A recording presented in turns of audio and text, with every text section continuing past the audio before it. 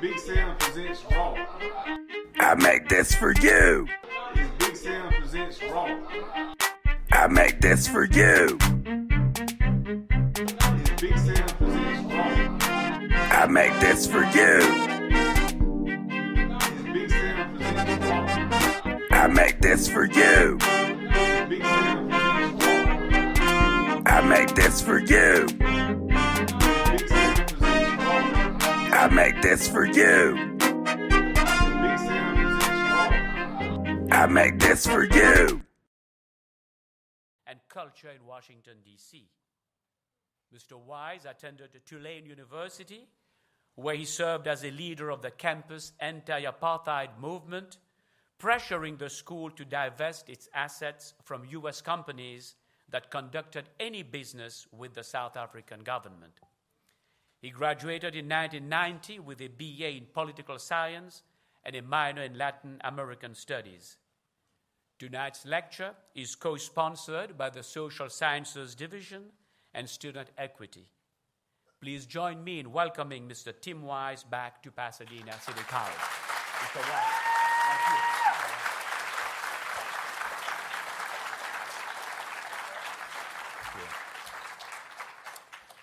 This is very impressive. Not me, you. This is really, I'm going to try to be impressive, but I make no promises. You guys, this is great. This is like several hundred people, or if I use the Donald Trump inauguration math, 100,000 people all jammed into one room at Pasadena City College. How the hell did you pull that off? It's like 100,000 people in here. It's amazing. It's the biggest turnout in the history of any speech ever given at Pasadena City Community College, other than the last one I gave, where there were 10 million of you in the room. Yeah, it's going to be that kind of night, so hang out. It is good to see that extra credit still counts for something in higher education. That's good shit. Yeah, you know. It's okay. I don't care. I don't care if you're here because these are the issues that you think about every day.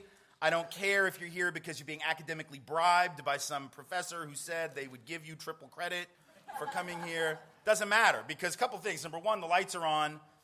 They're up, and if you get up to leave, I'm totally going to see it, and it's tacky as hell, and I'm going to call it out. Secondly, you really couldn't get out of here if you tried right now, so without causing some kind of horrible scene or fire hazard. So really, just hang out with me for like an hour. It's an hour of your life you'll never get back, but I'll try to make it not too painful.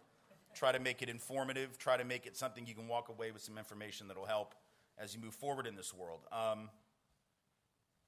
I find it interesting, in the introduction there, the president mentioned James Baldwin, and I'm going to do that as well, because I, as well as he, have a great regard for Baldwin, and I think that sometimes, particularly for those of us who are white and do this work, it's really important for us, whenever possible, to point both backwards and forwards and next to us to those persons of color who have done so much of the hard and heavy lifting over the years when it comes to fighting white supremacy and racism. And Baldwin certainly did more than his share of that. And in particular, Baldwin was especially prescient and important in the way that he understood how the past affects the present and how our understanding of the past is critical in terms of our ability to understand where we are as a country right now, right?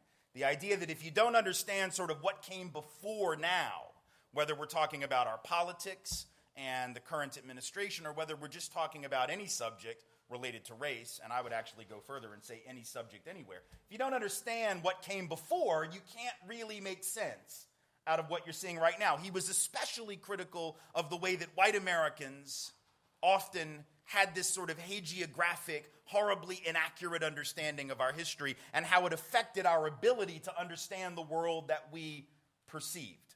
This is what he said over a half a century ago. Speaking of white folks.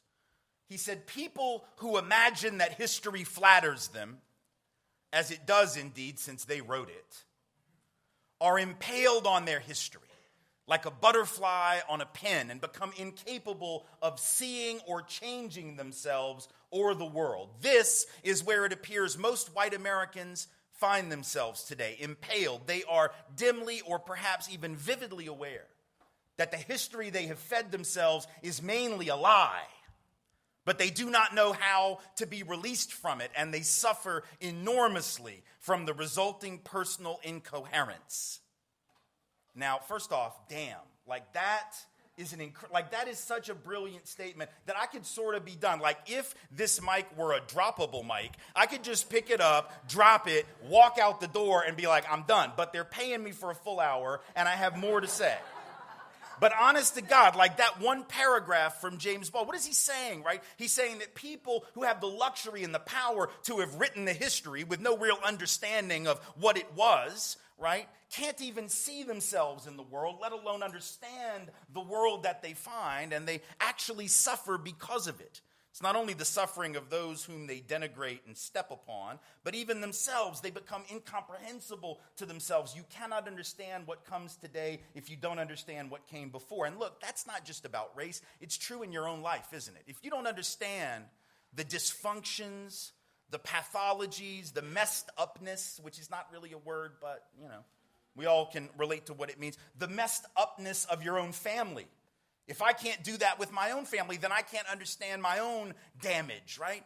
The damage that I don't want to pass on to my own children. If I want to be a better parent, I got to know where my parents screwed up, as well as understand what they did right? So whether it's good or bad, you got to know from whence you come. Right. The problem is we don't do that very often. And when we don't do it, we create a very dangerous world in terms of our ability to work together and build justice.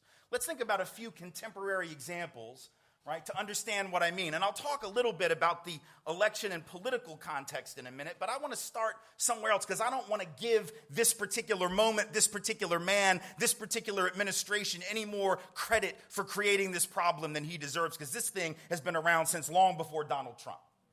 This thing has been around long before Trumpism, right?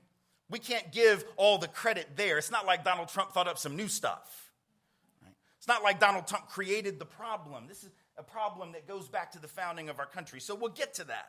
But I want to start somewhere else. If you don't understand, for instance, the history, the predicate, what came before, when it comes to the subject of law enforcement misconduct in black and brown communities, for instance, right?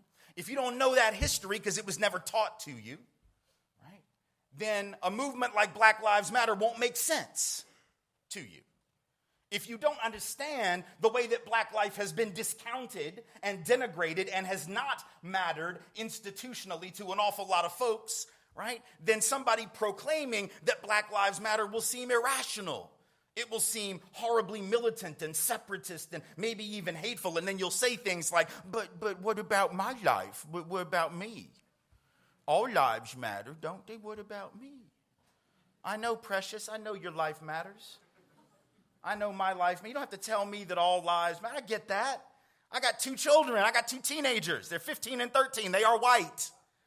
That is what happens when white people make babies. You get white babies. They are white. I know that their lives matter. You don't have to tell me. I don't need a bumper sticker to remind me of the value of my own children's lives. The point is, every cop in this country also knows that my daughter's lives matter. And every teacher knows. And every employer knows, and every bank loan officer knows. That is to say, we don't have to specify about my daughters. Their lives and the value of their lives are taken for granted. You only got to specify that which gets routinely ignored. You only have to specify that which we tend to forget. Because remember, white folks have a long history of saying all and not meaning it. We do.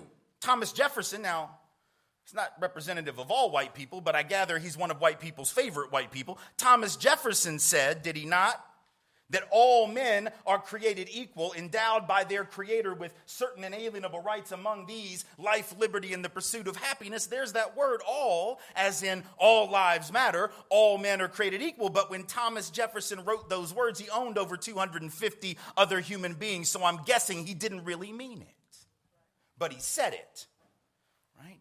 And when the Pledge of Allegiance was written, first iteration in the 1880s, there were several afterward through the 1920s, last iteration, last version, 1954. But in every iteration of the pledge, what's that last line? That never changed. With liberty and justice for whom? all, there's that word again, written by white folks who I dare say in 1888 or whatever it was, did not mean it. Nor did they mean it in the 20s, nor did they mean it in the 50s. So what black folks are trying to tell us with BLM, whether we're prepared to hear it or not, is that when y'all have been forgetting that we're part of the all, we're going to have to remind you. And Black Lives Matter becomes that asterisk at the end of white folks all. As in, yeah, y'all need to be reminded from time to time that you've been forgetting some folks. Now, we can certainly make the argument that we got to be clear that indigenous lives matter and Latinx lives matter and Asian Pacific Islander lives matter, because those are too often discounted as well. But trust me when I tell you that in this country, when black lives finally do matter, at the institutional and systemic level, all of our lives will, and not one moment before that, see? But if you don't know the history of misconduct, nothing I said will make sense to you, because for a lot of white folks, we have grown up in a society where the police really were the protectors. We just had a different relationship to law enforcement than a lot of people of color have.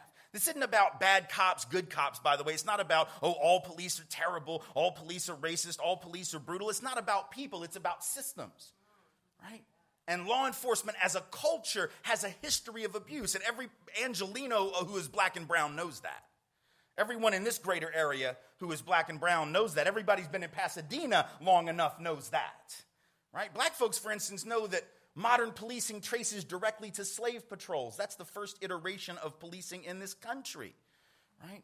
And there's a bright line relationship between that and what came next. Cops were the ones who enforced the slave laws. Cops were the ones who enforced segregation. Cops were the ones who collaborated with riots in black neighborhoods, burning them to the ground in the 20s and 30s. Cops were the ones who collaborated with military uniformed officers in Los Angeles in 43 during the Zoot Suit riots when they rampaged in Chicano neighborhoods. And Chicano folks in this area know that history. A lot of white folks weren't taught it. And you can't know what you weren't taught, and you can't teach what you don't know. So I'm not saying you ought to feel bad for not knowing it. I'm just saying when you don't know some stuff, you miss some stuff. When you have the luxury of being oblivious to that history, you miss some stuff. People of color don't have the same luxury. They know that it was cops that pulled protesters off of the stools during the sit-ins in the South where I'm from. That wasn't done by random folk off the street. That was cops with guns and badges and the power of the state. See, here's the problem. Whether you're a good person or a bad person and you become a police officer, I think most people who become cops, most people who become teachers, most people who become whatever they become are good people. I think most people are good folks, just in general. I think most people don't wake up wanting to hurt other people, but here's the problem. If you have a job that involves enforcing the law in a society where the law is the problem, right? Let me repeat. If you have a job to enforce the law in a society where the law itself is the problem, that is to say segregation as a law, enslavement as a law, indigenous removal as a law, right? The dislocation and dispossession of Latinx peoples from their land, where that's a law, where Japanese internment is a law, right? Then the people whose job is to enforce that law by definition are agents of injustice. That's not about hating police. That's just obvious, right? If you are the enforcer of the system and the system is the problem, then you are part of the problem. If you want to be part of the solution, you got to flip that system. Right? You can't stand at the end of the conveyor belt in the factory marked sausage factory and be shocked when all the stuff it sends you is sausage. If you're sitting down there and you're like, where the hell are my chicken nuggets? You clearly did not read the sign, yo. It said it was about sausage. So you probably ought to understand the system is contributing and producing exactly what it was intended to produce, right? And if you understand the history, that doesn't sound radical. It just sounds obvious, right? But if you don't know that history, it seems absurd. So you got to understand the past to understand the present. That's the point. But it's not just with regard to policing, right? It's with regard to just any inequities that you see. And I think about this not as an educator, not as a writer, not as a scholar, activist, or anything. I think about this as a dad, right? Because like I said, I got these two girls, they're 15 and 13. And, you know, when you're a parent, you always sort of pay real close attention to how your kids learn stuff, right? And you can see, like, when the light bulb goes on over their head, and it's sort of a really amazing moment because you're like, oh, my God, they just figured out something, and it's sort of cool, and, you know, you try to commit that to memory. All right, so a couple years ago, I'm driving with my girls to their dance studio. They're dancers. And we were leaving their school to drive to the studio, about 8 minutes on surface streets in Nashville, Tennessee, from their school to the downtown studio, where they were both in the company. And it's a drive we've made every day, virtually every day for like a year and a half during the week and once on weekends. So we're used to this drive. But on this particular day, something different happened. We get stopped at a red light. And that red light happens to be in the middle of public housing, right? Both sides of the street, public housing apartments, or what we refer to in this country as projects, right? And the 10-year-old daughter, whose name is Rachel, sitting in the back seat, looks around, and I'm sure she had recognized the racial demographic of that neighborhood before, because we've been making the drive every day, right? But that day she says, "Daddy, why is this neighborhood pretty much all black?" Oh, that's a hell of a good question, right? I mean, that's a really deep, like my kid, my 10-year-old is doing like urban anthropology in the back of my Highlander, y'all. That's like some pretty serious stuff. Like, I was very proud too, you know, because after all, this is what I do, right? And she's like noticing stuff, and I'm like, oh, I'm so proud. And I'm real happy because it's like the one question she could have asked me that I actually know the answer to, right? Because when you're a parent, your kids will ask you all kinds of crazy shit that you have no idea how to answer. Like if my daughter had said, "Daddy, where does electricity come from?" I'd have been like, "Psh, Google it. I have no idea." I didn't pay attention in that class. But the one about how this neighborhood got black, I know that. That's the one. And so I'm all excited. I got the answer ready. I can't give her the PhD level answer because we only got 4 minutes left before we're at the studio, right? So I know I got to cut it down. I got to make it sort of easy. You know, I got to make it digestible, right? So I've got the thumbnail version, though. It's right here in my throat. It's about to come out. And then something happened that I didn't know was going to happen because I'm an only child, right? I didn't know this was a thing, but those of you who are not only children will instantly recognize what I mean. Apparently, when you have an older sibling, and you are in the presence of that older sibling, and you ask a question of your parent, right? And the older sibling hears the question, they will inevitably, and without very much hesitation, offer up their own damn answer, right? Just to show how smart they are, right? And so Rachel says, remember the question, why is this neighborhood pretty much all black? And Ashton, the 12-year-old, without missing a beat, as I'm getting ready to offer the answer, jumps up and says, redlining, which is scary-ass accurate if you know the history. And if you don't, you're about to. I was like, what? How did you know that? Have you been reading my books? Like, what? Is it genetic? Do you just know shit? Like, do you just like, is it passed down generationally to you just because daddy knows? That's crazy. It was creepy. And the 10-year-old said, I don't think I know what redlining means. I'm like, yeah, I don't think your sister does either, but that was a hell of a guess. Right? Now, here's the thing. To be honest with you, her answer is not quite right. She actually sort of got it twisted a little bit because redlining is not how it got black, but it is how it got poor. So she's sort of conflating race and class, but I'm going to give her half credit because, damn, she's 12 years old at the time. But let me just sort of explain to you what redlining is. Redlining is a thing that some of y'all will know what this is, but in any event, it was something that was very common. It was done as a matter of course all through this country, north, south, east, west, everything in between, where banks would take maps of neighborhoods and they would take a red marker and they would draw a line around black neighborhoods, and occasionally they would do the same with Latinx neighborhoods, but especially black neighborhoods. And anybody who lived in the boundaries of that neighborhood was not going to get a loan. You weren't going to get a business loan. You weren't going to get a mortgage loan, nothing. And it didn't matter if you had good credit, didn't matter. Didn't matter if you had a good job, didn't matter. Didn't matter if you had a good education. None of it mattered. You weren't getting a loan just because you lived in that space. And this was done generation in and generation out as a formal and totally legal above-board practice until 1968 when the Fair Housing Act was passed. But even after that, the research tells us it continued indirectly, sort of informally, secretly. The research today says we probably got 3 to 4 million cases of housing discrimination against people of color every year based on race. About half of those are in the mortgage market. The other half are in the rental market. So in other words, it's still happening. But it used to be totally legal. And as a result, right, that meant that those communities were starved of wealth. Those communities were starved of capital, right? Folks weren't able to start up businesses. And by the way, at the very same time they couldn't get those loans, they were knocking down neighborhoods to put up interstates and to put up shopping malls and to put up garages and office buildings. And most of the houses that got knocked down and apartments that got knocked down were being lived in by black and brown folks. 20% of all African-American housing in the country was knocked to the ground between 1950 and 1969 to make way for economic progress, highways, etc. right? So people of color were being denied capital, and the stuff they already had was being flattened by bulldozers, right?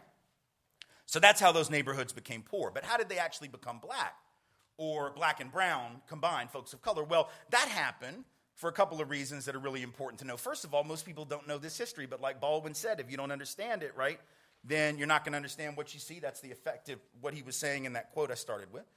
What happens is the public housing that we were looking at right there in Nashville, and this is true public housing nationwide, that was created not for people of color. Most people don't know this history, but you need to. Public housing was created for white folks, right? For the first couple of years, it was very hard in most parts of the country for people of color to even get access to publicly subsidized housing. It was created for poor white folks to give them an opportunity, a leg up to come into the so-called middle class. But at the very same time that the government creates those public interventions in the housing market for white people, they also created some other programs that were sort of duplications of that, but even better. They create the FHA loan program, the VA loan program, later on the GI Bill program. In theory, these were open to everybody, but in practice, virtually all the benefits went to white folks because the criteria to qualify for these loans, which were government guaranteed loans without which you could not have gotten a house in the 30s, 40s, and 50s. Virtually all the benefits went to whites because the underwriting criteria, the lending criteria, essentially excluded almost all people of color, with just a few exceptions. So in other words, the neighborhoods became racially identifiable because certain folks were able to hustle it out to the suburbs using those loans, right? Leaving the ones who couldn't get the loans in the city. And then you couldn't get a loan in the city because of redlining and other forms of discrimination. So these neighborhoods become white, these become black and brown, these become middle class to affluent, these become poor, not because of anything having to do with the people that live there, but having to do with the decisions made by people who most definitely do not live there, right? Now, I get to the end of that story and we're at the studio. I drop the kids off and I'm wondering, God, I hope they got it, you know? They seem to. They're nodding. They're, oh, yeah, okay. They seem to understand, yeah? And as I'm driving away, I think to myself, that's a really important story because what if my kids ask me that and I don't know the answer? What if your kids ask you and you don't? What if a child asks a teacher in a classroom and they don't because they were never taught it? Because were any of us really taught in K-12 about that process of racial discrimination? I wasn't. I wasn't taught in AP history, and hell, that's the history for smart people. That's what they tell you. That's the history where you can supposedly handle anything. Apparently not that, though. You can't handle that. So they don't tell you that, right? And if I don't know the answer, do you think my kid stops wondering about the question? No. See, my 10-year-old who wanted to know why the neighborhood looked the way it did, right, is going to keep wondering. But if she asks and I'm like, oh, I don't know, she's going to keep wondering, what do you think her conclusion is going to be? Because she's going to come to her own conclusion. And you know what that conclusion is going to be. The only one it can be in this culture. It's the conclusion that this society has already handed her on a silver platter. What is it? You know, because it's the conclusion that comes from the fundamental guiding ideology of our country, the thing that we've all been taught, the thing that we've all been exposed to, the secular gospel of America, the creation myth of America, Genesis 1:1 of America. And you know what it is. The Genesis 1:1 of this country is what? Wherever you end up is all about you. Right? Because if you just worked hard, you'd have made it. If you didn't make it, there's something wrong with you. You should have worked harder. The notion of rugged individualism, right? That's the fundamental building block of our country. But if you're taught that, and then you look around and you see this level of inequality, and you don't know the backstory of how we got that inequality, then you end up defaulting to the idea that these people are down here living like this because there's something wrong with them. And these people over here are up here living like this because they're superior. In other words, racism becomes almost rational unless you question that ideology. Just like sexism does, right? Because if you look around and you see men disproportionately on the hierarchy, right, and you see women disproportionately below them on that hierarchy, then it becomes almost logical for people, even women, to internalize a belief that they don't have the same capacity as men. Classism becomes rational. Where you look down even on poor white folks. You look down on poor white folks in coal country and Appalachia. You go, well, you know, if they would just work harder, everything would be fine. We don't have to do anything to the job market or the larger economy because they're to blame. In other words, if we don't understand how we got from point A to point B to point whatever we're at now, we end up making conclusions that are fundamentally going to reinforce racism, sexism, and classism. And here's the thing. Every one of us knows that that myth is a myth. We know it's not about simple, rugged individualism. We all know people, do we not, who have worked hard their whole lives, got nothing to show for it. And we all know people who were born on third base and think they hit a triple, right? Never had to work hard, right? And they'll never lose what they've got. I'm even told, now this may be a rumor, y'all tell me, but I was told, as hard as this may be to believe, that there are even people who inherited their father's real estate empire in the 1970s, got to take over his real estate portfolio in the 1970s when it was worth $227 million already, and turned it into a few billion and decides that makes him a self-made billionaire. Have y'all heard that story? I heard that story. I don't know who I'm talking about. I forget the name, but I feel like that's a thing, right? We know it's not about rugged individualism. It's about head starts, who had them and who didn't. It's about an 8-lap relay race where some folks started on lap 5, and some folks had to start at lap 1, and then were shocked when the ones with the 5-lap head start crossed the finish line first. That's what's supposed to happen when you have a 5-lap head start. Yes? Right? And so ultimately and look, the rugged, first of all, like even if you don't like my politics, can we just agree that there's no such thing as a rugged individual? That's like some crazy shit. Like really, truly crazy. Because what would that even entail? First of all, there's no such thing as an individual human being, right? Because humans have always lived in collectives. We are a social being. We're a social species. None of us were raised by ourselves on an island by a porpoise, right? We've had families, we've had tribes, we've had cultures, we've had nations, right? We've all been raised in a social context. None of us were raised by a porpoise on an island. If you ever actually meet someone who qualifies as a true rugged individual, for the love of God, you need to get the hell away from that thing, because it's going to be dangerous as hell. It's going to be like a feral animal. It's not going to have language, right? It's not going to know that it's not supposed to eat you because nobody ever told it that, right? Because it was a rugged individual being raised by the porpoise on the island. They see you, they're like, I'm just going to eat you. They don't know. Rugged individuals would be dangerous. You don't want them running your country. You don't want them running your business. You don't want them as neighbors, right? The good news is there aren't any such people. We've all had help. We've all been raised in a social context. We have to understand that context in order to understand how we arrived at our current position and at our current place, right? And it's very dangerous for us not to do that, right? It's dangerous when we think about the policing thing again. I can tell you right now, the only reason I'm standing here. See, if I'm going to ask you to think about that, how you ended up from point A to point B, I got to do the same. So I'll model the behavior I'm asking about. Because once again, this is where privilege comes in. This is where we have to understand the context of our own lives. I'm only standing here because the war on drugs is not about drugs, right? Going back to that issue of policing. I'm only here because the war on drugs isn't really about the thing it pretends to be about. What do I mean by that? I think you know what I mean by that. And I can tell you what I'm about to tell you because the statute of limitations has expired on this shit and they can't touch me now. I'm being quite serious. Keep in mind now, the reason I know the war on drugs isn't about drugs, two things. One is all the data tells me. Centers for Disease Control, National Institutes on Drug Abuse, every study you choose to consult says what? White folks are just as likely, if not more likely, to use drugs, just as likely, if not more likely, to possess drugs, just as likely, if not more likely, to sell drugs, just as likely, if not more likely, than people of color to become addicted to them, right? So the rates of usage, possession, dealing, and addiction equal or greater, depending on the age group, for whites relative to people of color. That's one way that I know. The other way is the fact that I'm here. Because in April of 1988, I was headed back from a college debate tournament. I was at Tulane University in New Orleans. We went to a debate tournament in San Antonio, driving a rental car back, right? And I get stopped in Gonzales, Texas. I do not recommend this, by the way.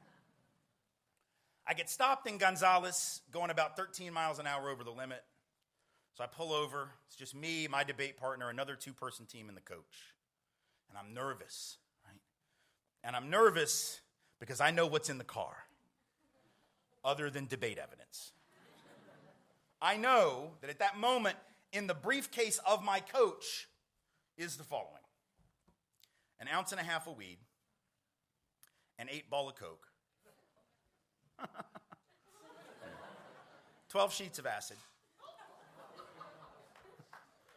Yeah, Google it. And and 14 hits of X. Now, not bragging, by the way, and I'm not encouraging this behavior. Yeah, I'm not. I'm just asking you a fundamental question. You know what the question's going to be, but I got to keep setting this thing up. Now, for those who are not drug users, either now or at any point, that is not for personal consumption, as you can probably imagine. That would kill anyone who tried to do all that. So that was my coach. He was a dealer on the debate circuit. He would deal to other coaches. He would deal to debaters. Right? So I get pulled over, and I know that's in there. And I'm nervous as hell because he comes to the door with that flashlight, right, puts it in the face, and he's like, I need to see your license. I'm like, of course. I'm looking for it. I'm looking for the damn thing. It's a wallet. It's got like 4 places it could be.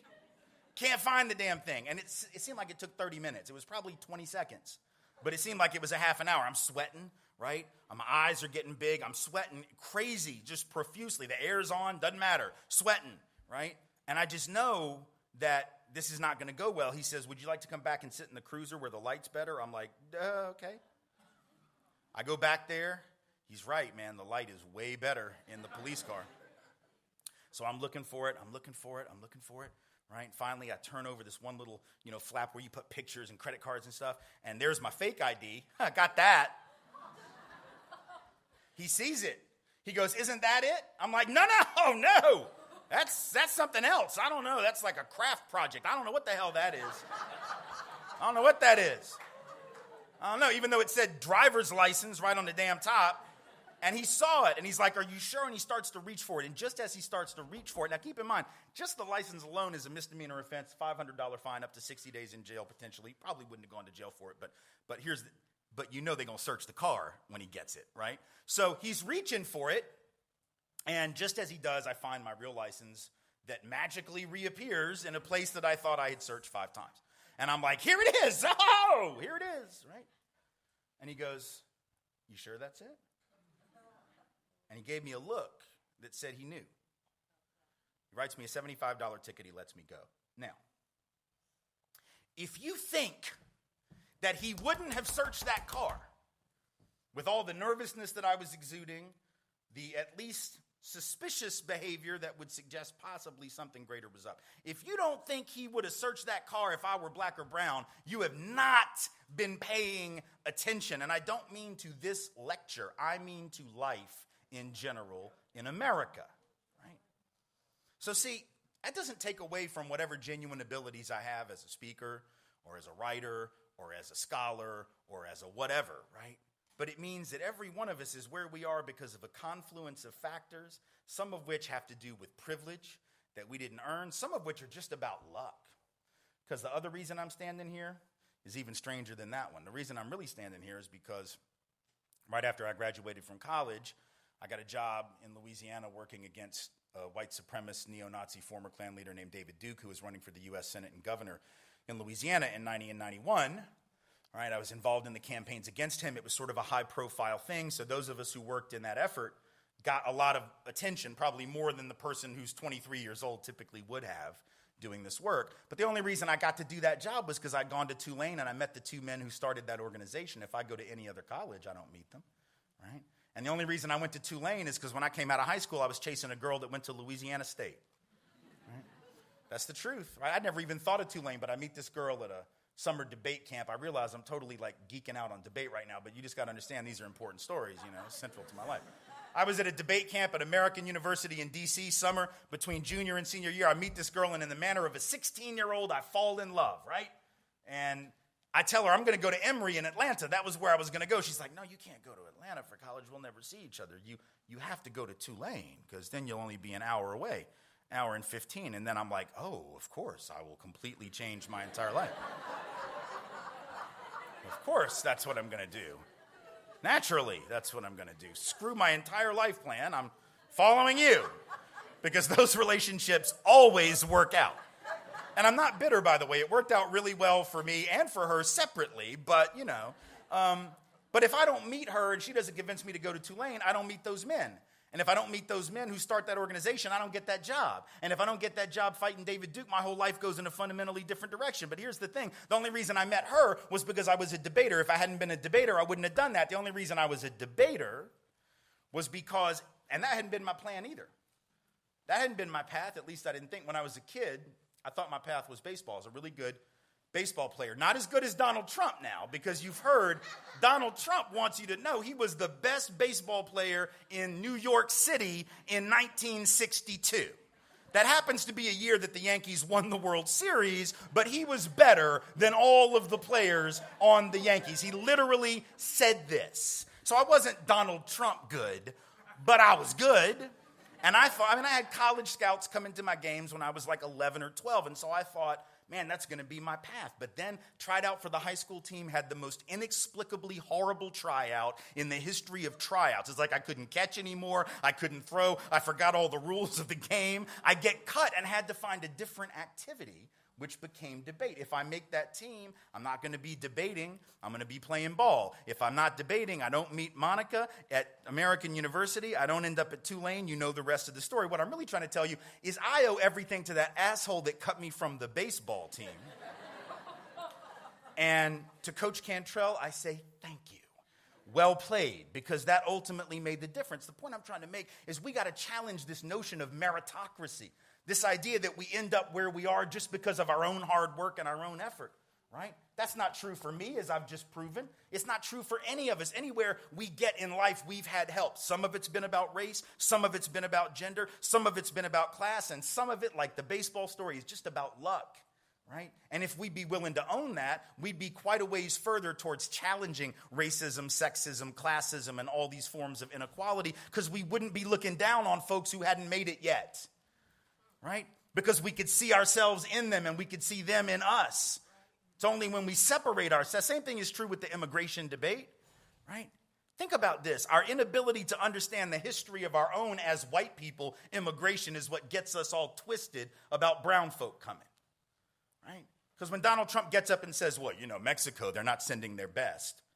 The hell, you think England sent their best? Y'all do know the best don't leave, right? The best sort of stay where they're at because they're winning. That's sort of the whole point. Like if you're the best, you ain't getting on the boat, right? I mean, the best are already, why the hell would they leave, man? They got everything they want. It's not like sometime around 1642, there's some British nobleman that gets his family together around the fireplace in the big castle and goes, all right, I've been giving this some thought, and I've consulted with your mom, not much, because it's like 1642, and I don't even have to ask her damn opinion. But we've been talking about it, and I think even though, I know you like the castle, right? It's great, right? I know, it's brilliant, it's great. I know, it's fantastic. You remember last weekend, we were at the King's? I know, right? You like the King's children, right? They're fabulous. I know you're out there riding on the ponies. We got all this gold. We do all these great things that rich people do in 1642. It's fantastic.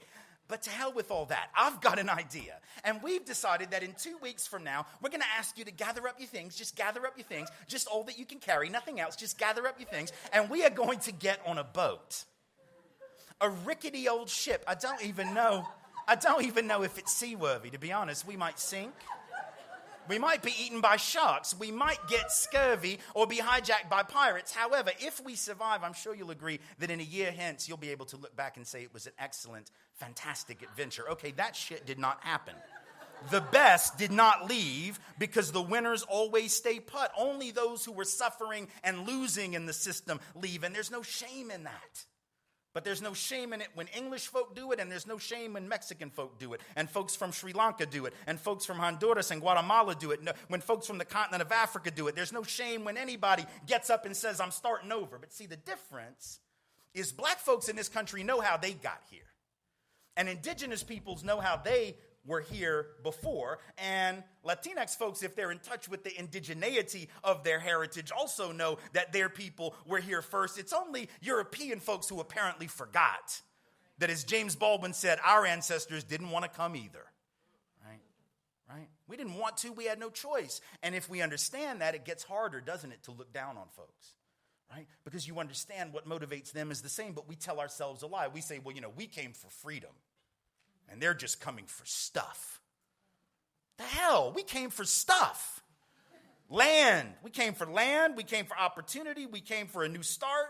Even if you came for quote unquote freedom, that would still be some stuff, but we didn't come for that. All you got to do is look at the kind of system we set up in the colonies. This is a pretty unfree system. We spent most of our time in the colonies oppressing each other for not being the right kind of Christian and trying to figure out who the witch was so we could kill her. It wasn't about freedom, right? It was about a new form of tyranny. So the reality is migration is always about the search for opportunity. People don't like to move, right? Folks from Mexico don't just cross the border and come here like for shits and giggles because they got nothing else to do, right? Nobody likes to move, man. I moved 5 years ago, 3 blocks, y'all. 3 blocks, and it damn near killed me. I was like, I'm never doing this again. I hate this. I told my wife, don't ask me to ever move. 3 blocks, and I was just done. Right? You think folks want to pick up and leave the country, the only country they know, their heritage, their language, their culture, their friends, family members, just to take advantage of some cheap-ass, inadequate health care and some low wages, and to be exploited and shot at in the desert for even making the attempt? The hell do we think people do? People do those things out of desperation. If we understand that, then the judgmentalism is a lot harder because, once again, I can see me in you and I can see you in me. So you got to understand your own past if you're going to understand other folks' present, because they're operating on the same motivations that we were. You understand? But this is not just an academic point. I want to suggest to you that it's bigger than that, and it's something that white folks better concern ourselves with, because I think sometimes we very easily, and I understand why, but it's a problem. We very easily and readily assume that the reason we got to change stuff up in this country and fix this problem is to save people of color. Well, here's the thing. Obviously, the impact of white supremacy on people of color is the first and foremost order of business, but it's not white folks' job to save black and brown people. Black and brown folks will liberate themselves from this system, whether we're with them or not. The question that I want white folks to ask is, who's going to liberate us from this system? Because it's doing a number on our mentality. It's doing a number on our humanity. And it's even dangerous for our health. Now, that may seem odd. How can a system that gives you advantages and benefits and opportunities actually be dangerous and bad for your health? Well, think about this. Go back to that point I made a few minutes ago about the notion of meritocracy and individualism, right? If I think, because I've been told, that wherever I end up is all about me, and I actually believe that, and then I find myself struggling, how do I make sense of that? See, when black and brown folks are told, hey, wherever you end up, it's your own fault, right? People of color sort of have enough of a history to know that that's pretty much bullshit, right? People of color have been around the block long enough to know that for the most part, it's always been more complicated than that. So folks of color always at least question that a little bit, if not a lot. But white Americans have been the group that's been able to sort of buy the myth, right? I'm not saying that white folks haven't struggled, but I'm saying that historically, white folks, even working class white folks, were able to say to themselves, listen, if I just play by the rules and I work hard and I keep my head down, and if I have a strong back and I can lift stuff, I'll always have a job. Right? Even those white folks in the coal mines who clearly don't have economic privilege, I mean, they're struggling. They're dying at 55 years old from black lung, occupational disease, and injury.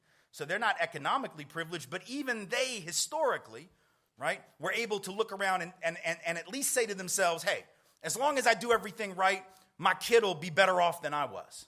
Just like I was better off than my dad. Or they could say, well, my granddaddy worked in the mine, my daddy worked in the mine, I work in the mine, and my son's going to get a job in the mine when he graduates. But even the ability to take that for granted was sort of a privilege, wasn't it? Because folks of color have never been able to just say, oh, I'm sure there'll be jobs for me as long as I'm willing to work, right? Because people of color know that's not the way it's gone down. But if I'm a white person and you've promised me that as my birthright in this country, and then all of a sudden, I don't have a job. All of a sudden, the economy changes, right? And the assembly line shut down because the boss can make more money sending the jobs overseas, right? Or the coal mine shuts down, not because of regulations, not because of environmentalists, which is what they want us to believe, but because the guy that owns the coal mine learned that it's actually cheaper to just blow the top off a mountain with dynamite, right, and go in and get the coal that way than it is to actually use all the labor that they used to use. So it's about saving rich people money. And now these working class folks are out of work, can't find a job, 26 weeks, 52 weeks during the height of the recession. Some folks out of work 99 weeks, including millions of white folks who were told that would never happen to us. Right?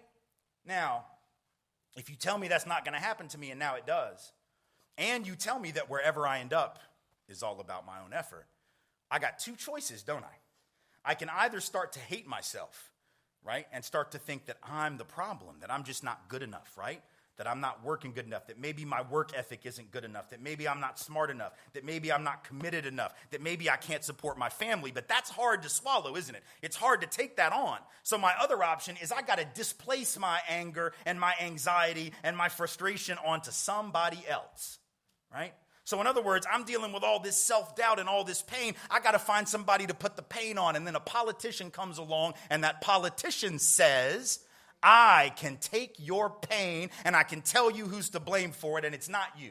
Oh yeah, when those people on that side of town are out of work, it is their fault. But when you're out of work, it's also their fault, right? So you don't have to, that whole myth of meritocracy, that doesn't apply to you. And this stuff works, man. I got an email from a young guy a couple years back, young white guy, and that was his thing. He's like, I can't find a job because blacks and Mexicans are taking all the jobs. For real, all the jobs are being taken by black folks and Mexicans. Where the hell are these jobs at? Second Life, right? Are they on Minecraft or some shit, some video game? Like, where are these jobs? Because the data tells me that black folks with a college degree are still almost twice as likely as whites with a degree to be unemployed, no matter what their major, by the way.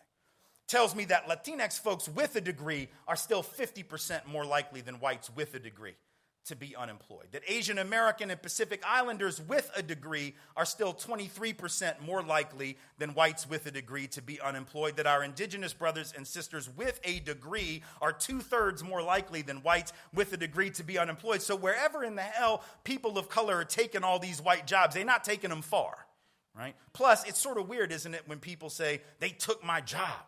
Well, did you have the job already? Because if you didn't have it, it wasn't yours. You understand? Like, it's not like, I mean, I guess it'd be really wrong. Like, if the boss hired the white dude on Monday, and then on Wednesday he was like, yeah, just kidding. No, I'm giving it to the Latino guy over there. That might be a little unfair, right? I mean, I've had this job for 2 whole days. And then they, I would understand. But that's not what's happening. Plus, the dude that wrote me this email that said this about people of color taking all the jobs, like the next paragraph, his next statement out of his mouth was that black and Latino folks are lazy. All right, which is it? Because it can't be both. If you took all the jobs, I'm pretty sure you're not lazy. And if you're lazy, I'm thinking you didn't even take one job, let alone all the damn jobs.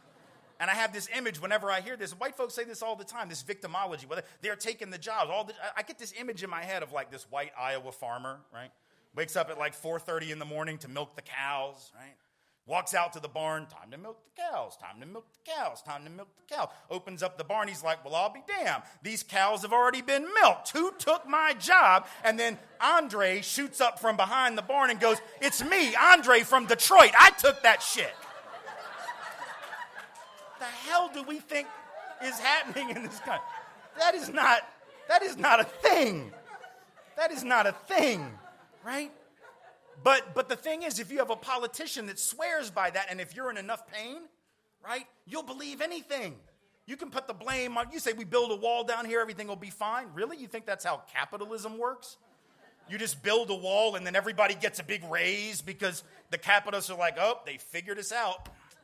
Now we got to give everybody more money. No, capital will always cross the border. Capital will always cross the border in search of the highest rate of return. I know the president thinks that he can shut that down with some mean tweets at 4 a.m. That if he just sends out a tweet that says, you're not moving, you're staying here, that they're going to go, oh, well, I was going to make, $12 billion extra dollars by moving the plant to Sri Lanka, but what the hell, the president says I can't, so I guess I'll stay. That's not real. Goods will always cross borders in search of the highest price, right? So if you got capital mobility and you've got goods mobility, but you don't have labor mobility, what happens? You actually rig the game against working people. Because if workers can't go where they get the highest wage, that hurts all working people, see? But we don't think about that, or we don't think about how we got in this political moment. The thing that's so important to understand about Trumpism, not Trump, Trumpism, is that it's really not a new thing. It's really not. Because the whole history of this country is the history of what we just saw happen. I keep hearing people say, we can't normalize Trump. We can't normalize Trump. Well, there are a lot of things that aren't necessarily normal and typical about Donald Trump and his rhetoric and some of the stuff he does. But there's other things that are excruciatingly normal, right? That have been typical and going on for a really long time, right?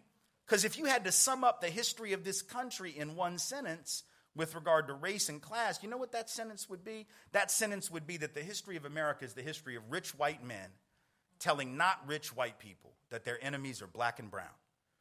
That the history of America is the history of rich white men telling not rich white people that their enemies are black and brown. It starts in the colonies when there were no white people yet. And you may think, that's a weird thing to say. What do you mean? Well, I mean, there were Europeans. We didn't call ourselves white. We hadn't come up with that term yet. We didn't have this pan-European identity, right? We hated each other. We spent most of history killing each other. The English hated the Irish and vice versa. Northern Italians didn't even think Southern Italians were Italian. The Germans hated everybody, and everybody hated their ass right back. There was no white race, and then in the colonies, all of a sudden there is. What happened to justify the creation of this thing? Well, nothing really, except that the elite in the colonies could look around mid-1600s, and they could count. And when they counted, what they saw was that they were way outnumbered. You take all the African enslaved folks, the European indentured servants who were just one level above slavery, and you take the other piss-poor Europeans who aren't technically indentured, but they might as well be. They're peasants. They don't have anything. And you put them all together. In most of the colonial period, they outnumbered the rich by 10 to 1, 15, 20, 30 to 1. Had a handful of people that owned all the wealth, sort of like today. We got 38 people in this country right now that have the same amount of wealth as the bottom half of the country. 165 million people over here, 38 over here. So this thing has been going on a long time. So the rich look around, they see they're outnumbered, and they're worried, as you can imagine, right? They're thinking to themselves, holy hell, man.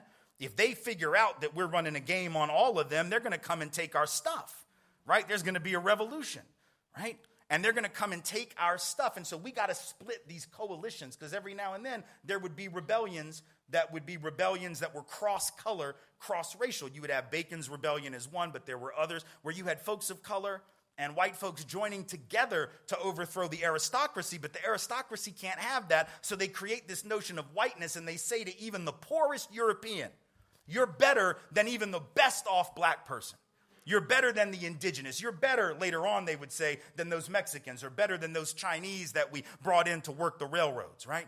In other words, they created what W.E.B. Du Bois, the great sociologist, would later call the psychological wage of whiteness, right? The idea that, well, I may not have much, but at least I'm not black. At least I'm not brown. At least I got this right here, right? And the fact is, when you don't have anything but this will spend really well. You see, if you're rich, this is a bit redundant, isn't it? Like if you're rich enough, this is nice, but you don't have to have it. But if you're poor and you don't have anything else, this is the coin of the realm, and you will cash that check. And so all of a sudden, these white folks who were given the right to vote, at least if they were men, right, and they were able to own land, not much, but a little, and what they do, they put the men on the slave patrol to help keep black folks in line, see? Gave them a taste of power, not real power. They still didn't run the show. They still didn't make the laws. They still didn't own the bulk of the land, but they were riding around on a horse with a gun and a badge, and it made them feel big, made them feel strong, made them feel like they had a stake in this thing called whiteness, and those rebellions stopped. And the elite won. Rich white men telling not rich white people that their enemies are black and brown. Fast forward, Civil War era, same thing. The rich white folks in my part of the world, in the American South, openly announce that the reason they want to secede from the Union and possibly go to war is to maintain white supremacy and the institution of slavery. They were very blatant about it then. We lie now and say that it wasn't about that. But back then we didn't have any shame, so we just said it, right? But the problem, see, was that if I tell you the reason we got to break away and go to war, and many of y'all might die, is because I need to protect my property in human beings. How do I get you to go fight for me when you don't own any human beings because you're poor? Because you do know the rich don't go to war, right? The rich don't go fight. They get poor people to do that, whether it's in the 1800s or right now.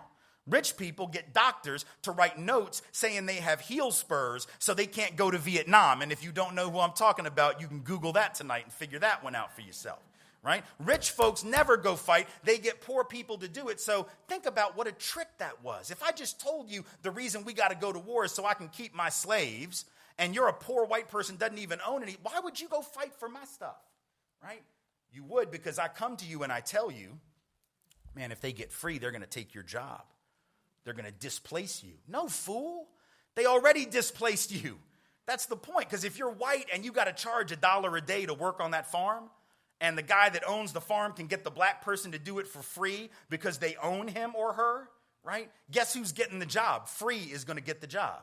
So actually, poor white folks would have been better off saying to hell with all this, joining with black folks to overthrow the system of enslavement that was bidding down the wages of all working people. But the psychological wage of whiteness kicked in, and divide and conquer worked. Fast forward to the 30s, labor union movement. You got white labor leaders that didn't want to integrate the union because they had swallowed it. They had bought it, right? And they were saying things like, well, we can't integrate. My God, if we bring these black folks and these Mexican folk and these Chinese folk into the union, they're going to reduce the professionalism of our craft.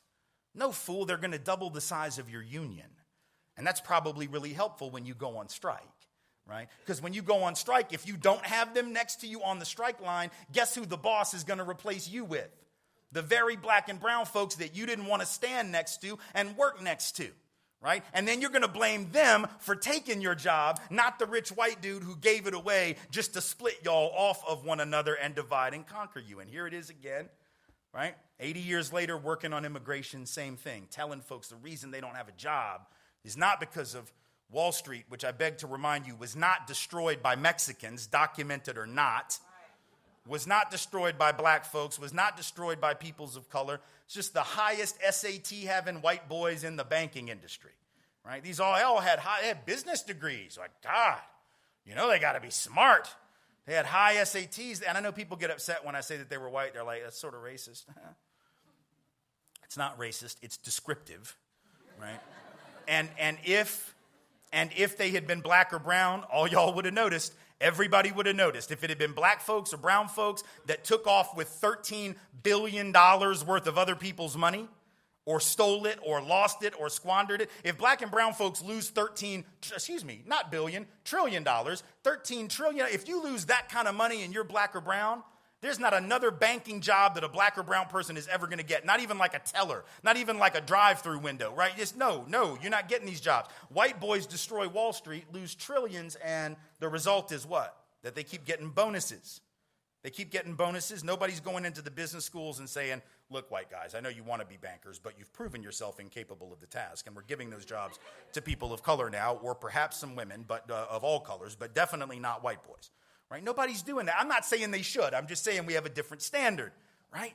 And that's the problem. We got people looking over here at the problem rather than over here where the problem is, because for 400 plus years, we've been told that the enemy was black and brown. That divide and conquer is not new, but it keeps working, and we have to push back against it, because if I don't push back against it and I'm a white person and I internalize all that shame when I'm struggling, my only options are either scapegoat somebody else, which means the problem doesn't get solved, right? And I'm still going to be hurting. Or the other option is I can destroy myself. And y'all know some folks are doing that because you've heard about the opioid crisis, right? They keep talking about this. These white folks in small town America that are getting hooked on Oxy. And then the Oxy, is not strong enough, so they're getting street heroin. It's interesting that we call this a crisis, and we have all this sympathy for it, because there was an opioid crisis in the 70s, mostly headquartered and located in black and brown poor communities, and we did not call it a crisis. We did not counsel rehab, education, and treatment. We counseled prison. We called people junkies, and we locked them away. And the same thing is true when the crack epidemic hits in the 1980s and 90s. We call people addicts, and we lock them away and punish them, not give them rehab. So all of a sudden, white folks, salt of the earth, white people in rural America are getting hooked. We're like, oh my God, we got to help these people. About damn time we have that attitude. About that time that we believe that, right? But here's the thing that's interesting about the opioid crisis and is related to the point I'm trying to make, right? Think about this. There was a study that came out shortly after the election. They were doing these studies to figure out what were the factors that were most highly correlated with Trump's support. And there were a lot of them, and they're hard to sort of disentangle. Sometimes they interact with each other. But one of the most highly correlated factors at the community level with Trump support at the like county by county level was the level of opioid addiction in that county. The more people addicted to opiates, the more white folks in particular addicted to opiates, the higher the level for Trump. Now, please don't misunderstand. I'm not saying that you had to be high to vote for Donald Trump. That's not actually my argument, though it's a fascinating sociological query that the academics in the room might want to engage. Whatever. Good luck with that research. That's not my point. My point is that what is an opiate? Think about it. What is an opiate? Pharmacologically, just like its most basic pharmacological purpose is to do one thing, block pain, right? That's all it does. It doesn't solve the problem. If you got a crushed disc in your back, you're going to need surgery. The opiate is not going to fix your back, but it will get you through, theoretically, until you can get the actual problem solved. Same thing with cancer. They might put you on opiates, right? But that's not going to solve the cancer. You're going to have some other stuff done. So it's sort of like when Donald Trump comes along and says, I got a solution for your pain that doesn't really speak to the problem. He's like a walking, talking, breathing human opiate, right? And it's killing the very people who take it, right? There's this study came out 2 years ago, found that there's been this huge increase in deaths in white communities, working class, non-college educated, middle-aged white folks, right? An excess death rate in those communities from suicide, opioid addiction, and heavy drinking that causes cirrhosis of the liver, right? Not natural causes. These are self-inflicted wounds. And it's happening in white space, not black and brown space in the same way. In the black and brown spaces, even though the death rates are higher, don't get me wrong, they're headed in the right direction. They're going down. The mortality rates are getting better. In the white community that I just described, they're getting worse. Why? Well, it's not because whites are hurting worse than people of color. Like I said, unemployment, poverty, wealth, any category you want to look at, white folks are better off than people of color, even though millions are struggling. The point is, white folks have been promised this. And if I've been promised this and I'm only getting this, I got to numb the gap between that because I don't know how to deal with that. See, people that never had any expectations learn how to struggle, right?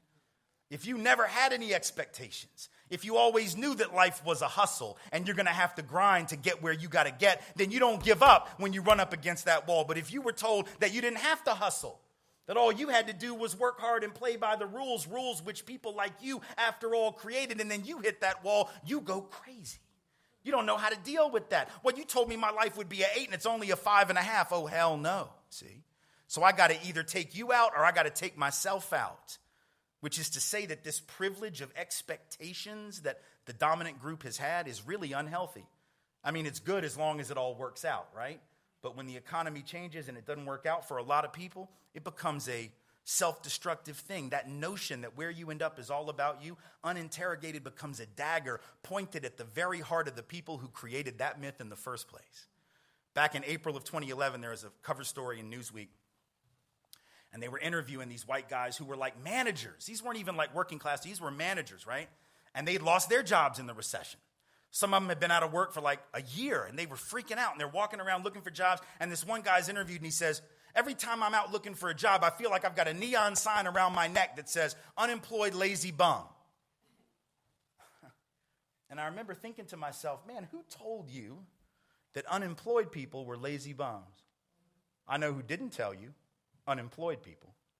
I'll tell you who else didn't tell you, black folks. I'll tell you who else didn't tell you, people of color generally. You know who told you that unemployed people were lazy bums? You told you. And people like you told you that they were lazy bums. And so the very ideology that you rocked all those years thinking that it would never come back to bite you on the ass has now come back to bite you on the ass, which is to say you'd have been better off to just listen to people of color from day one. Because they could have told you the system was a scam from the time that they were 12. They could have told you that it was a setup. They could have told you that it was a ripoff. They could have told you that it was a hoax, but we didn't want to believe it. And now we're the ones who are the least prepared for change. That's why you see these videos on YouTube, right, of like this white guy in Starbucks that has this meltdown because he got like bad service from a barista who happened to be black. Check this out. Go look for it. Look for white dude Starbucks meltdown. It'll come up. This guy's going just nuts because he got his latte with soy milk or something and I don't know. And he's yelling at her and he starts using racial slurs against this black barista. and throws out there, I voted for Trump. What do you think about that? I don't know, why the hell is that relevant to your order? Right? He just wanted to say it, just to like bust it off on her, and so he's yelling at her, using racial slurs, and then he goes on later to say he feels oppressed.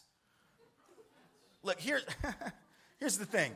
If you think bad service at a coffee joint is oppression, you clearly have never experienced oppression, all right? If you think that bad service at the Starbucks is being oppressed, you've just proven white privilege. I don't even have to give my damn talks. I could just come up, show you that clip, and be like, that shit right there, that's what I'm talking about, right? But this obliviousness is dangerous, right? Because that dude's having an existential crisis precisely because he's never had to come up against the idea that maybe his life wasn't going to work out quite the way he thought it was. See, James Baldwin had something to say about this too, and I'll close with it, and then I'll take some questions. Baldwin said, he was talking now, this time, first quote was about white folks. This next one's about black and brown folks, specifically African-American folks, but I think it applies to people of color generally in a system of white supremacy like ours.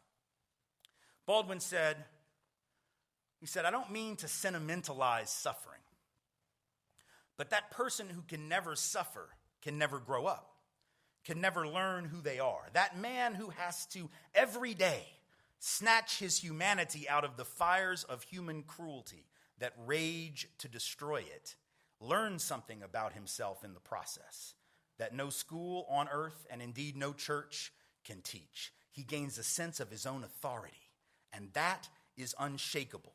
Because in order to save his life, he is constantly having to look at the meaning behind the words, to read between the lines. And he goes on to say, when one is constantly having to survive the worst that life can bring, one eventually ceases to be afraid of the worst that life can bring. And I guess the point I'm trying to make to you is in this era of Trumpism, when folks are sort of popping off and afraid, know this. For the most part, people of color are not afraid because they've seen this movie before. And they are not the ones who were losing their minds at the threat posed by Trumpism. It's those of us who weren't ready. People of color have been trying to tell us for hundreds of years, hold the mirror up to our face and tell us that we have been lying not only to them but to ourselves. And only now are some of us beginning to believe it. For the love of God, let us start listening to those persons of color. Let us join with them, whether it is in the streets, whether it is in the classroom, or whether it is at the ballot box. Thank you all so much for being here. I appreciate it.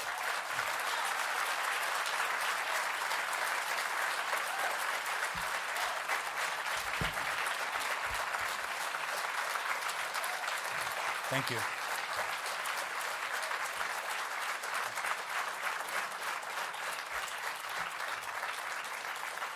Thank you.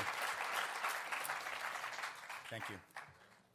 So we'll take some questions, and then I do have copies of my latest book, which actually, just so you know, in the intro, the one I'm working on, which was supposed to have been out by now, but is not, was mentioned. That was the White Lives Matter book, which is a look at the issue of race crime and police misconduct. That is not out yet, but the one I do have is Under the Affluence, which is the one that looks at the connection between economic and racial inequality, class and race, that came out 15 months ago or 16 months ago. So I do have that, and I'll be happy to sell folks that after we're done. But if you have questions, raise your hand. I don't know if we've got mics. We do have a mic there, and we have a mic here on the side. So if you're physically able to get to the mic, fantastic. If you're not physically able to get to the mic or just don't, some people don't like to get up at the mic and ask questions. I understand.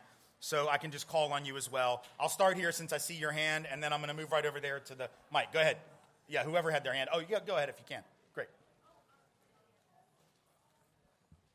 Thank you for that. I don't know if the mic's working. Can you hear me? I don't know if it is. I don't know. Just talk loudly, I guess. Do you have any advice as to how to handle Trump supporters based on the notion that Hillary Clinton handled Trump supporters wrong, didn't say she understood them, didn't act like she understood them? Any advice for us? Well, I think so. Here's the thing. I think the big mistake that Hillary Clinton made vis-a-vis supporters of Trump, I think, was that when she decided, and I don't know whether it was calculated or not, but when she decided to make the issue them, that they were the ones who were deplorable rather than Donald Trump for the rhetoric that he was using, that was politically a horrible decision. It was also unfair, but it was politically, it was a horrible decision. That's not to say that there aren't a lot of truly deplorable people in that coalition. The white nationalist movement people, the so-called alt-right, which I much preferred when they just went by their much more honest name, Nazis. But those folks are certainly deplorable, but that's not the typical Trump supporter. Now, I don't want to cut too much slack here, but what I do want to say is that I think the smarter approach would have been for her and now for us to say, rather than his people are a bunch of bigots, and some certainly are, and the data certainly says that that had a lot to do with certain people's support and that it may have tipped the balance. But what she should have said was, Donald Trump thinks that you're so racist that you're going to fall for him blaming people who didn't cause these problems. It's almost like a way of saying to the person who actually might be racist, it's almost like appealing to their better nature and saying, surely you're not going to fall for that. He's trying to manipulate you. He's trying to get you to think that the reason you don't have a job is because of Mexicans. But that's not true, and you know better than that, because there's actually some research which says that when people who actually do have bias, and we all have some, we've all been programmed to have it in this culture, one of the best ways to get people not to act on bias is to challenge them to rise to the better angels of their nature and treat them like people who are capable of doing right even when their inclination might be to do wrong. There's all this research on undoing subconscious bias which says that if we appeal to that part of people, now the hardcore bigot, it's not going to make any difference, but nothing's going to make a difference with them. Those people that make up maybe that 10 or 15% that are movable, I think are movable in that way. The second point I would just make is, look, that I have no problem expressing empathy for struggling white folks, but I do suggest that we must demand reciprocity from them. And what I mean by that is, if white folks who were struggling in Appalachia, in coal country, in the automobile industry, and in the Rust Belt states, if they want us to be sympathetic to their pain, and I get it, and we should be, because some of that pain is quite real, but they must extend the same to black and brown folks who have been in pain a long damn time. And they must acknowledge their similarity with those black and brown folks. It cannot be a one-way street. And so I think if we say, listen, we'll meet you there, and we'll listen to what you have to say, but you got to listen to what these folks have been saying for a very long time, because we have to build that kind of coalition, and we're not going to do that by ignoring people of color who have always been right about this thing and suddenly pandering to white folks who just learned yesterday that the system is a setup. Right? That's not the way to do it. So that's what I would suggest, at least at first. Thank you. Yes, over here. Okay, I'm going to try and make this fast. So I'm out to lunch the other day with my mom, a couple friends, in particular my white friend, blonde, green eyes, the whole bit, her daughter, 6 years old. And her daughter looks at me. Her name's Kara. She's the most precious thing ever. But she looks at me and she says, Asia, I was watching TV and I saw there's a group, Black Engineers of America, something like this. Yeah. And she said, but I know that's racist. And I said, really? Why is that racist, Kara? And her mom, she looks at her mom because clearly it's gone too far. She doesn't know what to say. So mom looks over and she says, she sees that I'm about to go, let Kara know. But she says, oh, Asia, just think about it from Kara's perspective. So I had to think, okay, I know what her mom is going to say, but I had to make a decision. Do I go into this lecture now in this pizza joint with everybody watching, or do I save it for later when mom's not around so then I can really get into it with Kara? Right. But I want to know, what do you think I should say to her? And if I like what you say, then I'll share it, and she'll be lucky enough to get a response from Tim Wise. Well, so here's the thing. The question, or even the comment by this little girl, who's 6 years old and does not know the context for the creation of the National Society of Black Engineers, which is probably the group you're talking about, it makes perfect sense that she wouldn't get that. It doesn't shock me at all. It's totally understandable. It's developmentally appropriate. I'd be stunned if she didn't think that that was racist, given a 6-year-old's understanding of history, context, and what racism is. So this happened with one of my own kids. One day she asked the question about, at her school, they have they have their graduation ceremony, for the high school, for the seniors when they graduate, and this is when this youngest daughter of mine was probably in 5th grade, 4th grade, and so the seniors, when they graduate, they have black seniors have a black graduation ceremony for their family and for their friends, like a special thing, and she was like, Daddy, is that? She wasn't sure. She's like, is that racist to have that? Or why do they need that? Why do they have that? And I said, it makes perfect sense you're asking that question. I said, here's the thing. Historically, people of color were excluded from the same educational opportunities, both in general and at this school in particular. And so as a result, many years ago, black parents decided we ought to do something special to signify the importance to our family, to our community, of succeeding in school, of graduating, of going on to college, not as a way to say that we're better than anyone else or that we're superior, but just as a way to say, hey, we had to overcome some stuff to get here that was special, that was specific to us. And it would be fine for any group who is facing those obstacles to do the same thing, and historically they have. So historically there have been Irish American groups that formed, Jewish American groups, Italian American groups that have formed to celebrate their overcoming obstacles. Now, as the Irish, as the Italian, and as Jewish folks assimilated into whiteness, that became less necessary. But when they were still facing those systemic obstacles, it was very common, and no one questioned it. So really, I said to her, there are also organizations that exist specifically that focus on women and girls like yourself, right? And there's nothing wrong with that, because women and girls face obstacles that are specific to their sex and gender that men do not. And as a result, it's important for them to be able to celebrate, for instance, women engineers and women who are in STEM fields who are often heavily outnumbered. And so when women succeed in those fields, we ought to not only celebrate that, we ought to make a special effort to include, because we know they've been excluded. And once you give that context, then of course she was like, oh, well, that makes perfect sense. And so I think that it's just about saying, oh, well, of course, it makes sense that you would ask that. Because, if you don't know what came before, you're not going to know why you see what. And so that's a real simple sort of way to put it, or, you can figure out your own way, obviously, to say it. But in general, I think it's just about saying, oh, great question. Here's the answer and the context that you need to understand it. And my guess is she will. Papa Wise coming through with the suggestions. Thank you. Thank you. You bet. Over here. Yes. Hi, my name's Amber. I'm the managing editor of the Courier paper here on campus. If you've gotten this question before, please humor me. How do you or how would you respond to any criticism that because you are a white male talking about racism, that you're either speaking for black and brown people or that you're profiting or making a living off of racism? Right. Well, it's a perfectly legitimate question. I get it a lot, but it's a perfectly understandable one. And it's one that any white person doing the work should get and should be ready to answer and prepared to think about. I'm certainly not trying to speak for people of color. That's for sure. Because people of color, whether it's Baldwin, who I quoted, whether it's Du Bois, who I mentioned, or whether it's anyone else, have spoken for themselves well enough, and they don't need me to do it. I don't claim to know the black or brown experience. That's why I told stories about my own. So I'm not even trying to speak for all white people, but I am speaking to the white experience, right? I'm speaking to white privilege. I'm speaking to my own family experiences and these stories that sort of contextualize my own racialized life, right? So I'm telling a story that I am uniquely positioned to tell as a white person in the belly of that beast.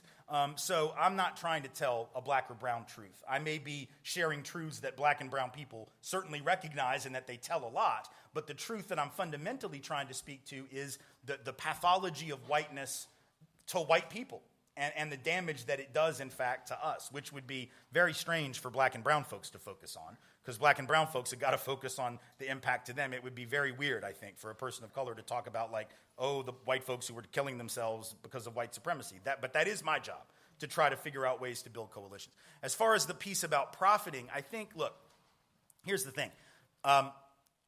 Anybody who does any job that deals with civil rights, it could be a white person who does civil rights law. There are lots of civil rights attorneys historically. Probably most of them have been people of color, but there have also been some pretty prominent white ones.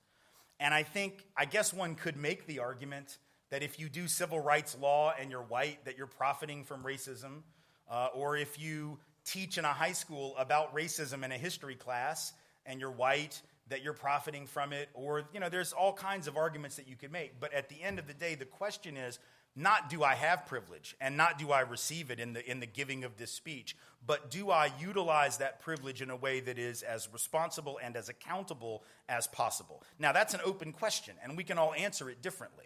My feeling is accountability requires a couple of things of me. As I do this work professionally. Number one, if I don't do it professionally, that means, and if white folks generally shouldn't because we make money from it, that means it becomes a hobby. I get very nervous about the idea of white people making this like, well, I could do pottery or I'm going to fight racism. Like I could go to the yoga studio, or I could build model airplanes, or I could fight white supremacy. Like, it seems to me I don't want a hobbyist. I don't think white folks need to dabble in this at the end of their work week when everything else is done. I think it's something we ought to commit to, and if that means that we make a living from it, okay. But to be accountable, I think we got to do a couple things. Number one, we have to try to steer people in our audiences or our readership or on our social media sites nowadays to the work of people of color. And I do that regularly, not only by people that I quote in my speeches, but in my books. The scholars who I reference are disproportionately people of color. The folks whose wisdom I share on social media, disproportionately people of color. The people on the reading list on my website, timwise.org, in the recommended reading section, overwhelmingly people of color. I'll give you a couple of, one particular book I recommend everyone read, and this is from a scholar of color at Emory University, Carol Anderson. Her recent book, White Rage, brilliant analysis of how right now what we're seeing, and she wrote it actually before the election, but she was very prescient in terms of what she foresaw, is that every era of progress for peoples of color, particularly black folks, has been met with this rage-filled pushback on the part of whites trying to reassert the past system, as in make America great again, right? I mean, it's like the perfect example. So by all means, I want you to buy my books because, they're here and I sell them. But buy Carol Anderson's book. Read Baldwin, read Angela Davis, read Bell Hooks, read Claude Steele. There's a number of people, again, on my reading list who I reference because I want folks to look at that wisdom. And the third piece of accountability is financial giveback. 25% of my fee goes back to the nonprofit organization with which I work that schedules those speeches, but they're not a traditional speakers bureau. They are an organization that does leadership development on campuses and in communities. 70% of the people in the organization and speakers in the organization and educators are folks of color. We do curriculum development. We do films. We do written materials that are intended to be anti-bias training or anti-oppression training materials. And we're able to do that because every one of us in that quote-unquote bureau, but really nonprofit group, gives back 25% of our fee. We could all keep that money, and we could pocket it and just do what we do, the folks of color and the white folks, but we don't because we support the mission of that organization. And so I think that both the financial give back, the professional, sharing of wisdom, and the recognition of pointing out people that I want people to listen to, when there are folks of color who come to your campus, it's really important that you show up in these or better numbers for them. That's another really important thing for people to do that I think sometimes we forget. And so I don't know that it ever makes for perfect accountability. I don't think there is such a thing. And every white person who does this work is going to screw up. Every man who tries to speak against sexism is going to screw up. When straight folks and cisgendered folks speak against straight supremacy and transphobia, we're going to make mistakes.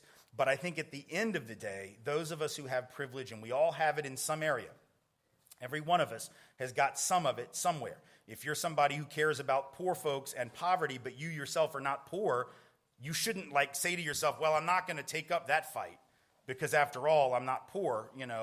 That doesn't make sense. We need folks to get involved in all of these struggles, race, class, gender, sexuality, as allies. Now, that does mean following, not trying to lead. And so I try to make sure that I'm following the lead of those folks of color whose work I reference, those communities of color, those organizations of color, like the People's Institute in New Orleans, which trained me, and others as well. Sometimes I do it well, sometimes I don't. But I think that's the task of all of us who are white and try to do the work with integrity. Thank you so much. You bet. Over here. Hi, Tim. First, I'd like to start off with just saying thanks for coming to PCC. And my question is in regard to what has been going around lately is Asian privilege in respect to white privilege.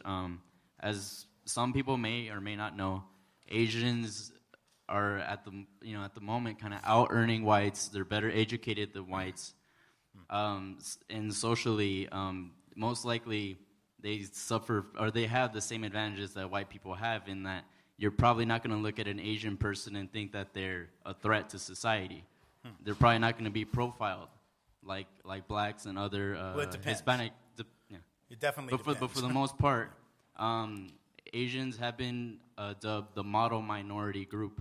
Right. And I just wanted to hear your thoughts on that. I was just wondering if Asians, they suffer from the same similar oppressions that blacks and other Hispanics do, as you mentioned in your talks, internment camps, you know, and you know the railroads, everything. They suffer from oppression, racism, much like blacks and Hispanics. And I was just wondering if Asians, you know, are doing well for the most part in America. How come blacks and Hispanics, in particular, and probably other minority groups, haven't quite caught up to Asians? Okay, so this is really not too complicated, but it too requires a bit of a history piece. The notion of the model minority, first of all, we got to understand where this came from, right? Because when you understand the origin of it, you understand how cynical the argument is that you just shared. Not saying it's your argument, but it's one that gets made, and it's one that you've just brought up. The origin of that term literally traces back to 1961 and 1962, when three magazines in particular, U.S. News and World Report, Life magazine, and I think it was Look magazine, which was another magazine at that time that was very popular, all did these stories about either Korean Americans, Chinese Americans, or Japanese Americans. And they use this term, model minority, to suggest that, you know, why can't black folks be more like this, right? Now, here's why it's a cynical argument. In 1961-62, the immigration restrictions that affected Asians hadn't even been lifted yet. But here you had these magazines saying, look how model they are, look how great they are. Why would they have done that in 61 and 62? Well, because that's the moment when the civil rights movement being led by black folks is in the street demanding an end to oppression. So you got these media folks who are basically saying, stop your whining and just work hard. So I think it's a very cynical argument because at that moment we were still blocking Asians from coming into the country, and we were about to start bombing the hell out of Southeast Asia. We're about to kill about 3.5 million Vietnamese, Thai, Lao, Cambodian, and Hmong folks in the name of a war that we knew damn good and well didn't make sense. So I don't buy it when people say that, oh, look at these model minorities, because we killed a lot of them, even as we were saying that. Second point, the idea of Asians as this aggregate group that are doing well is statistically, historically, conceptually wrong. Certain Asian subgroups are indeed out-earning whites on a family and household basis. Others are most definitely not. Let's look at the ones that are. By and large, it's Korean Americans, Japanese Americans in particular, sometimes Chinese Americans, sometimes Filipinos, depending on the area. But here's the problem with that data. Oh, and subcontinental South Asian Indians, right? But here's the problem with that argument. Couple points. Number one, on average, since that's the phraseology you used as well, on average, they're better off than. On average, Asian households have 1 to 2 more people in them and 1 to 2 more earners in them. So in other words, if you got white households here with maybe 1 earner or maybe 2, and you might have an Asian household over here with 2 or 3 people in the family working, or maybe 4 people in the family working, the fact that this group is making more than that group is just a math game. But per capita, they're not making more. Per capita, they're making less. So in fact, they're not really better off, and they're earning relative to how many people are putting in effort, they're actually not doing very well. That's the first problem. The second problem is that 60% of all Asian and Pacific Islanders in this country live in 5 states, and I think we know what they are. They are Hawaii, they are California, they are New York, they are, I believe, Washington State and Illinois perhaps, or maybe D.C., which is not a state obviously, but 5 areas, right? And the important thing about particularly California and Hawaii as the 2 biggest that represent alone about half of Asian Americans, 45 to 50% of Asian American and Pacific Islanders, is that those are states that compared to the rest of the country have higher average incomes. So if Asians are clustered in places with higher average incomes, then Asian households are going to have more money than white households and Latino households and black households that are spread around the country. In other words, it's like saying, yes, you're right, Japanese Americans in San Francisco make a lot more than white folks in Des Moines, Iowa. No shit, right? Of course they do. It's also more expensive to live in San Francisco than it is in Des Moines, Iowa. So when you disaggregate all of that data and you break it down at the local level, here's what you find. In Los Angeles County, Asian Americans and Pacific Islanders, even just the aggregate, let alone if we tease out the different groups, Asian American and Pacific Islander poverty in Los Angeles County is nearly double the rate of white poverty in Los Angeles County.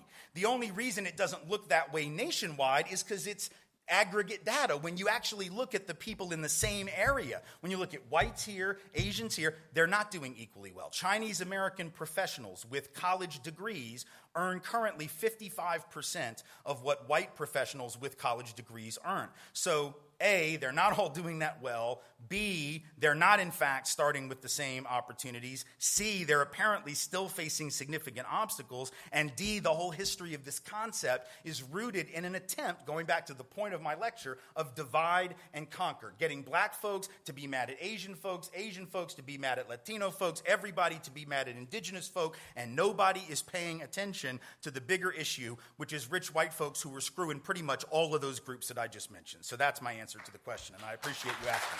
Yes.